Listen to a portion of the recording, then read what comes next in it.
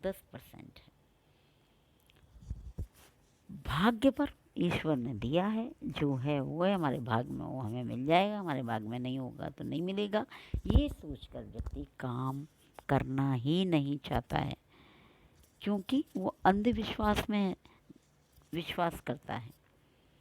ईश्वर वो कहता है कि जब पशु पक्षी भी कुछ नहीं करते तब भी उनको चुंगा देता है, तो हम भी नहीं करेंगे तो हमको भी वो ईश्वर देगा। लेकिन हम ये भूल जाते हैं कि ईश्वर ने हमें मस्तिष्क दिया है, हमें ज्ञान दिया है।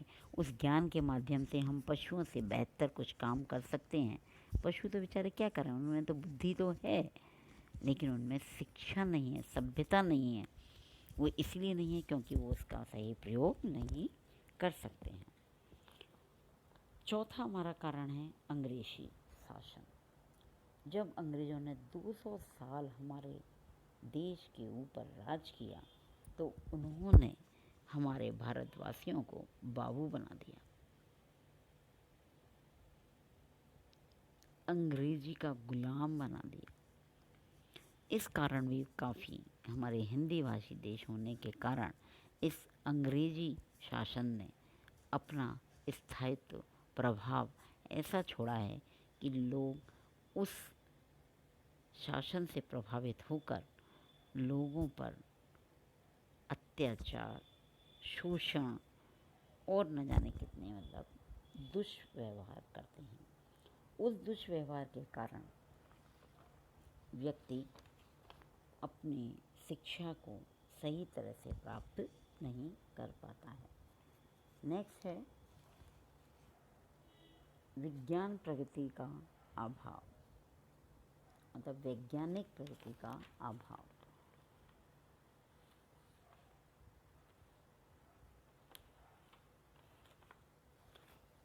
जो वैज्ञानिक प्रकृति है उसका भी बहुत ज़्यादा प्रयोग अशिक्षित होने के कारण हमारे भारतवर्ष में अधिकांश से लोग नहीं करते हैं। उदाहरण के लिए अगर हम आज की सबसे बड़े वायरस या बीमारी या ये कहें संक्रमण से जो जूझ रहे हैं कोविड-19, उसमें अगर अपन देखें तो आधे से ज़्यादा अशिक्षित लोग गांव में, जो कि हमारी सरकारें जन प्रचार प्रसार करते करते परेशान, से सुरक्षा के लिए, स्वास्थ्य के लिए इतने साधन जुटा रही है और बार बार कह रही है कि मास्क लगाओ, डिस्टेंस रखो, दूरी रखो, लेकिन कहते हैं अरे ऐसे तो कोई बीमारी नहीं। इसके द्वारा भाई जो काम हमें करना है उनका क्या है, अशिक्षा होने के कारण काम करना है, खाने को कैसे मिलेगा, चाहे भले ही हमारा स्वास्थ्य सही रहे या ना रहे, उसकी उनको परवाह नहीं है। तो ये भी एक बहुत बड़ा कारण है जिसकी वजह से कोई भी काम हम नहीं कर पाते हैं, क्योंकि जो वैज्ञानिक या टेक्निक, जो प्रकृति आज हमारे तकनीकी युग में जो हो रही है, उससे नई नई चीज़ें हमारे सामने आ रही हैं, तो हम कुछ लोग तो उसको यूज़ कर लेते हैं और कुछ को बिल्कुल यूज़ करते हैं। जैसे कृषि के अंदर नई नई टेक्निक का प्रयोग किया, उससे प्रोडक्शन बढ़ा, किसानों की आय बढ़ी, किसानों की सुख साधन बढ़े हैं, गाँव में सड़कें बनने से आने जाने का सुविधाएँ हुई हैं, घर घर बिजली और जब, तो ये नवीनीकरण तो हमने स्वीकार किया, लेकिन जहाँ और अन्य बातें आती हैं उनको स्वीकार नहीं करते हैं। अब आता है कि इस तरह से अशिक्षित जो होते हैं तो उनके हमारे देश पर या हमारे समाज पर, इसका या व्यक्ति विशेष पर इसका क्या दुष्परिणाम होता है, अर्थात अशिक्षा के दुष्परिणाम। पहला है व्यक्तित्व के विकास में बाधा। सबसे बड़ा जो रोड़ा है वो है व्यक्ति, पर्सनैलिटी डेवलपमेंट नहीं होने देता ये अशिक्षा। क्यों, उसे पता ही नहीं है क्या सही है क्या गलत है, उसे पता ही नहीं है हमें कैसे करना चाहिए, उसे ये ज्ञान ही नहीं है कि मुझे किससे क्या बोलना है और क्या नहीं बोलना है। इस कारण से उसके व्यक्तित्व का संपूर्ण विकास नहीं हो पाता है। दूसरा है आर्थिक विकास में। जब हम नई नई चीज़ों को स्वीकार नहीं करेंगे, नए नए नवाचार या नई नई जो टेक्निक्स आती हैं उनका हम अपने कार्यों में प्रयोग नहीं करेंगे, तो हमारा आर्थिक विकास नहीं हो सकता है, क्योंकि उसके पीछे वो सबसे बड़ा कारण है कि उनके पास वो ज्ञान ही नहीं है कि हम इसका प्रयोग कैसे करें।